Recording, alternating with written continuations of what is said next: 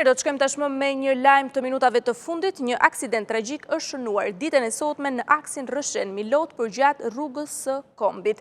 Një automjet i drejtuar nga Nikol Prenga, 61 vjeç, është përplasur me automjetin me drejtues shtetesin me inicialet DP 30 vjeç.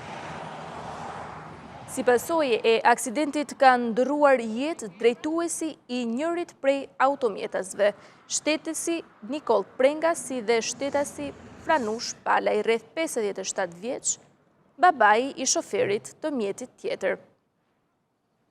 Pashtu gjatë përplasjes së fortë janë dëmtuar drejtuesi i automjetit tjetër, shtetasi me inicialet DP si dhe 4 pasagjerë, të cilët janë transportuar në spitalin e traumës në Tiranë për ndihmë mjekësore.